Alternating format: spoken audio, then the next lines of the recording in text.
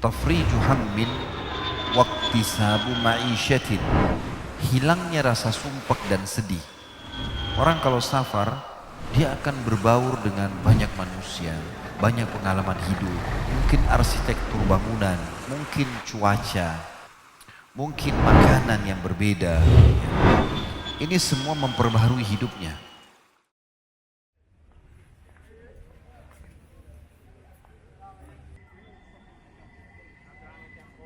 Assalamualaikum warahmatullahi wabarakatuh. Kita sekarang sedang antri untuk masuk ke Masjid Hagia Sophia.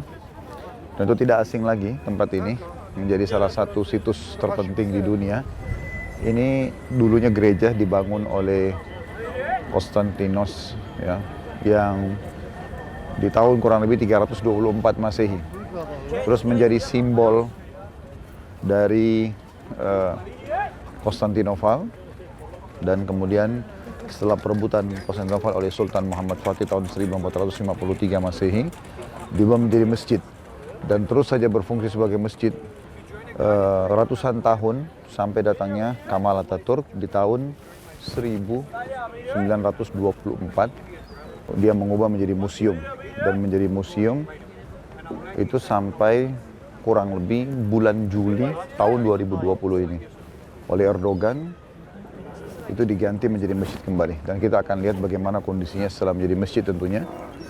Dan ini satu kegembiraan yang luar biasa. Di sini, di pelataran ini, setiap tanggal 29 Mei itu selalu saja ada tanda kutip demo yang dilakukan oleh orang-orang yang peduli dengan Islam di sini, meminta agar diubah kembali dari museum menjadi masjid. Dan akhirnya pada tahun ini Allah Subhanahu wa taala kabulkan keinginan tersebut sehingga kembali menjadi masjid. Dan saya sendiri sempat menyaksikan beberapa kali ke Turki pada saat menjadi gereja. Dan subhanallah, seperti ada sebuah hal yang menggembirakan hati pada saat kemarin sempat mampir sholat di sini ya. Tapi waktu itu malam hari jadi tidak terlalu terang, makanya kita ulangi lagi untuk datang di waktu sekarang. Bagaimana dulu kami masjid pada saat masuk, pada saat masih museum itu tidak baca doa karena memang sudah bukan masjid lagi. Tetapi subhanallah sekarang kita masuk ke dalamnya sebagai masjid. Dan kami juga sudah laksanakan waktu itu sholat maghrib isya. Sekarang insya Allah kita akan masuk untuk mempelajari sejarahnya. Kira-kira seperti apa saja informasi dalam, nanti akan kita lihat sebentar.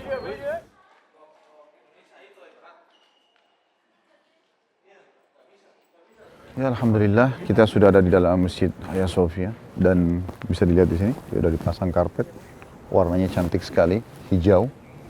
Saya menyaksikan beberapa kali ke sini pada saat masih gereja. Di sini orang masuk dengan menggunakan sepatu, dan ini alhamdulillah Allah muliakan kembali menjadi masjid sebagaimana memang sudah dilakukan oleh Sultan Al-Fatih pada saat pembebasan Konstantinopel di tahun 1453, tepatnya 29 Mei. Di sini kita lihat di atas sana ada beberapa titik yang berada di tiang-tiang ini. Dulunya ada lukisan-lukisan yang menggambarkan kalau ini gereja. Namun sudah ditutup dari zaman Sultan Muhammad Fatih, dan sekarang pun sama ditutup juga di zaman Erdogan. Pada saat waktu jadi museum sempat masih ada gambar-gambar menggambarkan kalau ini adalah tempatnya Kristen ya. Nah, di sini merupakan ciri khas daripada masjid-masjid Turki. Walaupun ini tadinya gereja,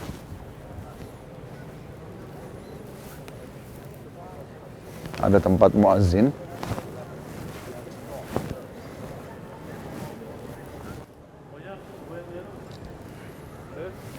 Di atas sana ada kelihatan tempat untuk sultan khusus kalau sholat dari zaman Sultan Muhammad Fatih sampai sultan terakhir Turki Utsmani sebelum berubah menjadi museum tempat ini.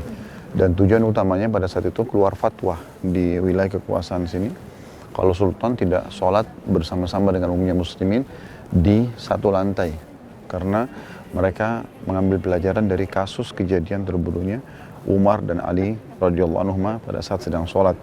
Maka mereka tidak mau itu terjadi lagi. Oleh karena itu mereka mengeluarkan fatwa di zaman itu untuk sultannya ada di atas. Di sini untuk melambangkan Islam ada lafzul jalalah Allah dan juga Muhammad, mereka letakkan di dalam masjid ini. Begitu juga dengan mihrab dan mimbar itu masih peninggalan lama ya, dan dipelihara. Di zaman Ataturk juga tetap masih terpelihara, hanya saja tidak dipakai untuk sholat karena dijadikan sebagai museum. Nah, ini juga tidak dihilangkan ciri khas bangunan lama daripada Turki Utsmani. Mereka kalau untuk menerangi sebuah tempat, mereka letakkan lampu-lampu seperti ini. Dan lampu-lampu ini sebenarnya dulu isinya adalah minyak zaitun dengan sumbu untuk penerangan. Makanya mereka gunakan sangat banyak. Di waktu kita sekarang karena sudah ada listrik, makanya gunakan tenaga listrik tentunya. Di bangunan ini, dari zaman dulu memang waktu masih gereja, ada lantai 2. Bisa dilihat dari sana ada teras, lantai 2. Mengelilingi masjid ini, di bagian atas. Ya.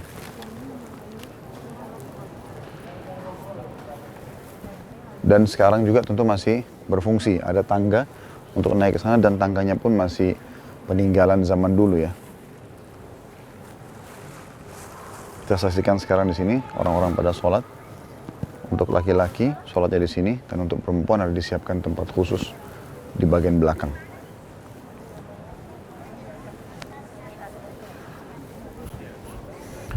Masjid Hagia Sophia ini memberikan pelajaran kepada kita tentang fatwa sebagian ulama. Masalah bolehnya gereja diubah menjadi masjid. Dan ini terjadi di zaman kita sekarang, di teman-teman di Amerika, di Eropa, di Australia. Pada saat saya juga menginjakkan kaki ke sana, itu banyak sekali di antara muslimin yang membeli gereja karena sudah tidak berfungsi lagi, dan memang mereka mereka jual, dan akhirnya diubah fungsi menjadi masjid. Ya, termasuk kemarin waktu saya sempat ke Los Angeles juga sama, ada gereja yang dibeli kemudian dijadikan sebagai masjid. Bahkan waktu itu salibnya masih sementara proses untuk diturunkan, yang membutuhkan izin seingat saya. Jadi ini tidak masalah, yang penting memang semua simbol-simbolnya sudah dihapus. Mirip mungkin kasusnya kalau rumah dibeli kemudian diubah menjadi masjid, itu semua dibolehkan. Intinya dia nanti akan berfungsi sebagai masjid pada saat diniatkan masjid, dan juga dilakukan untuk sholat 5 waktu tentunya.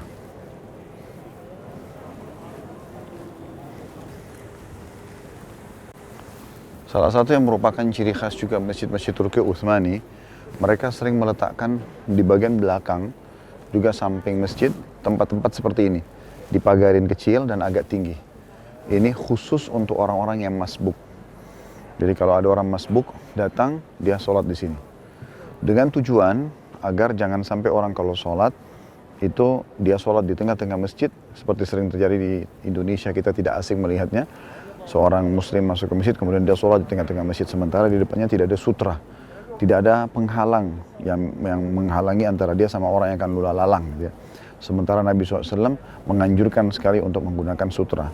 Nah, untuk menghindari itu, sebagaimana dalam hadis Nabi SAW, seseorang di antara kalian ya, melewati orang yang sedang sholat, maksudnya memutus antara dia dengan tempat sujudnya ya, itu lebih baik baginya menunggu selama 40 tahun daripada dia harus melewati, nanti dosanya sangat besar gitu. Oleh karena itu ini sangat bagus ide untuk memberikan kesempatan orang yang masbuk sholat di sini, orang yang mau sholat sunnah juga sama, sehingga mereka bisa sholat di tempat-tempat ini. Cukup banyak titiknya, ada 1, ada 2, di sebelah sana juga ada, terlihat 3, 4, ya, di sebelah sini juga ada. Jadi hampir seluruh masjid itu dikelilingi dengan tempat-tempat yang seperti ini.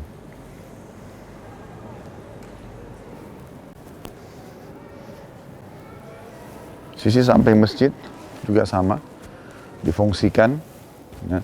Dan kita temukan di sana ada lagi tempat untuk orang-orang yang masbuk. Ya.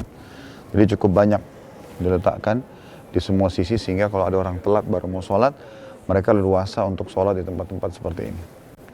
Dan ini juga kita temukan pada saat kemarin kita ke Masjid Salimiyah 1. Kemudian juga kita saksikan itu di Masjid Biru. Ya. Di beberapa masjid yang sudah sempat kita datangin, semuanya sama. Ciri khasnya seperti itu. Ini bisa dilihat tempat juga untuk masbuk. Tempat juga untuk masbuk. Cukup banyak di kiri kanan masjid.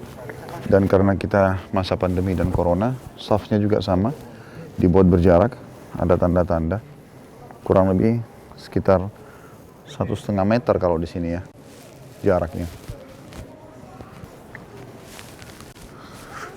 Mengenai tiang dan juga tembok, ukiran-ukiran, ya, ini kaca, kayu yang ada kacanya, semua ini original.